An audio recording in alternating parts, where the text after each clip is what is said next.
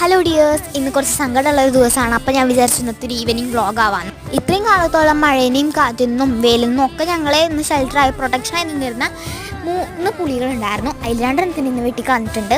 ഒരെണ്ണം ഉണ്ട്, അത് നാളെ വെട്ടുന്നതായിരിക്കും.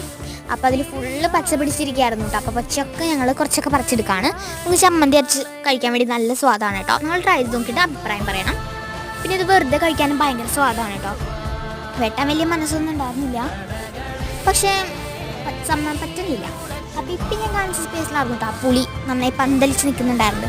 പിന്നെ ഒരു കാര്യം എന്ന് പറഞ്ഞാൽ ആ പറമ്പ് ഫുള്ളി ഇവർ നിറച്ചിരിക്കുകയായിരുന്നു. അതുകൊണ്ട് വേറെ ഒന്നും നമുക്ക് വയ്ക്കാൻ പറ്റുന്നില്ല. കവുങ്ങൊന്നും പൊങ്ങണില്ല, ഒന്നും വരാൻ പറ്റില്ല.